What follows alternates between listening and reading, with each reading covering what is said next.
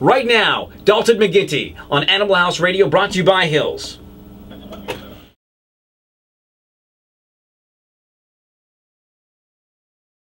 So, tell me the truth, Brad Pitt couldn't make it, right? Yeah, he couldn't make it. But you were second best, though, so, you know. We did a poll, and the women in the Close second? Yeah, close second. I'll take it. Well, thank you very much for having us down here. We both really appreciate it, and people in Ontario across the world really appreciate it. Ontario is a very unique province when it comes to animals. First off, what do you think about having a pet show in Toronto? It's fabulous. As a politician, one of the things I've learned is that if any issue comes up that affects the welfare of animals, there is a huge interest and support for finding ways to do the right kinds of things. So it's a pretty powerful shared sentiment that we sometimes overlook.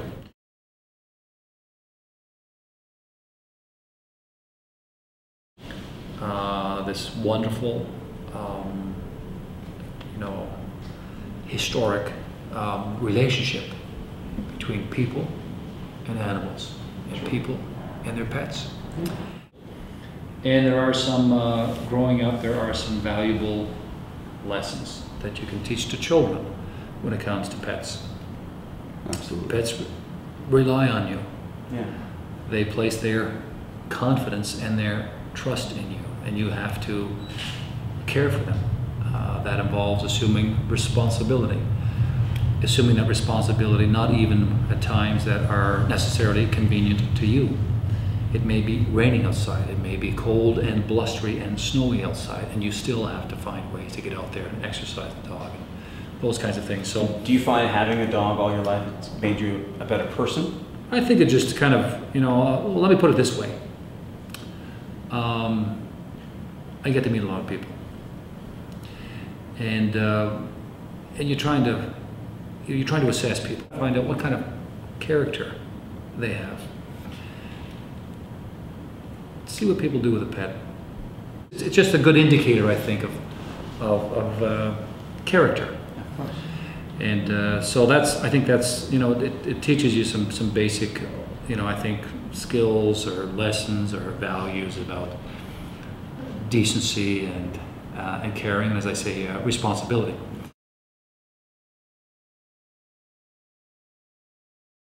Now, did you always have a pet growing up? Yeah, we had a few pets growing up. We had a couple of dogs in particular. We had a big Irish setter. We also had another dog, which was a bit of a lab cross, who was really bright. Labs are known to be very amazing dogs. They're remarkable dogs, very people friendly. Oh, yeah. And I grew up with 9 brothers and sisters. So you have 10 kids, 2 parents, and 2 dogs. I can tell you that I never slept alone until I was married. So, but that was part of the busy McGuinty household.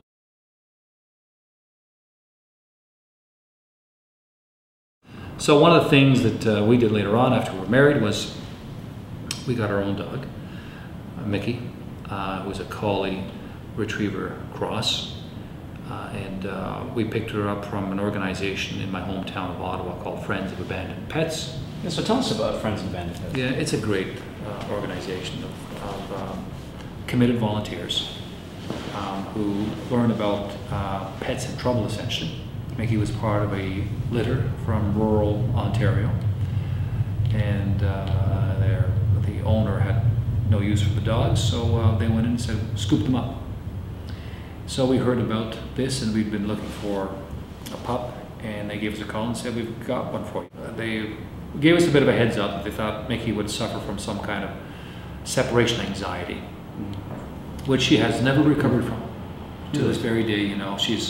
If I tell her to go sit over there, as I point to 4 meters away, Mikkie will consider that punishment. Oh, really? She wants to sit right at my feet. That's where she feels most secure and most comfortable. So is it tough for you to be apart all the time because she's back in Ottawa? No, she's living with us here in Toronto. Oh, she's in Toronto. Yeah, we've got a house here in Toronto. We've got, one of my sons is living with us. My wife is there as well, so she's still with us. She's part of the mainstay. I gladly parted with 3 children, but I wouldn't like to let Mikkie go. Mickie's much more obedient and less expensive. And why'd you name her Mikkie? Well, the kids, I'm not sure how they landed on that. We gave them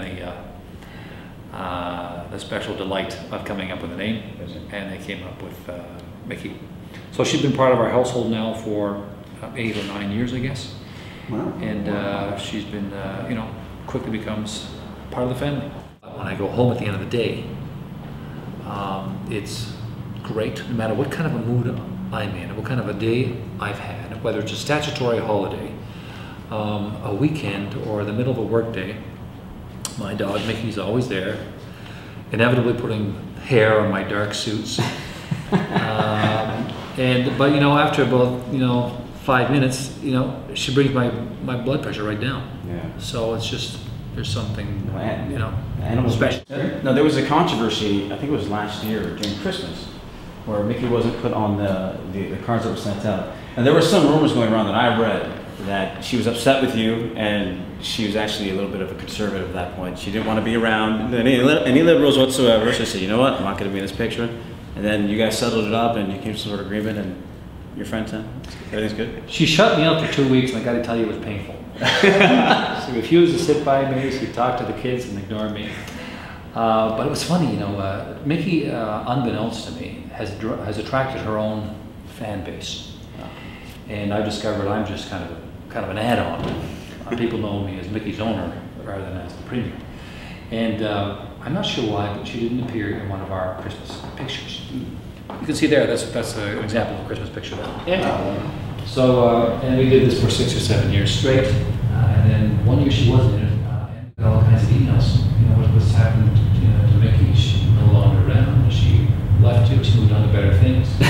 It's amazing how people notice that. People notice it. Yeah. She got on to somebody who's doing better in the polls. Are you bringing her down? So we actually had to, Mikkie had to put in I think she was the first Canadian dog to file her own online story. She put in her own news release to speak directly to her fan base and inform them that she was alive and well, and that it had been an oversight that she wasn't included. So it's amazing what people are on to when it comes to pets.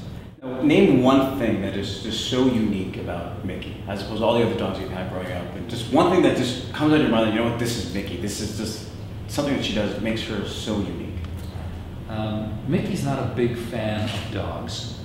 No. She's kind of has this fear thing happening, unless they're quite small. But she's the most lovable pet by far that we've ever had. She just loves people. She will wag you to death. And but in terms of the other dogs had much greater degree of independence. Quite prepared. They were happy to be away on their own, outside, lying down on a tree or something like this. Mikkie wants to be beside us all the time. Well, it's interesting. What I find in my practice is most dogs who are really, really exceptionally friendly with people tend not to be as friendly with other dogs. It's almost like they're people dogs and there's animal dogs. Yeah, she's almost never, she's never found a way to socialize with her own kind. There you go, and that happens. How often do you walk her? Well, she's walked every day. I'll put it that way. But she's walked either by me, or by my wife, or by my son.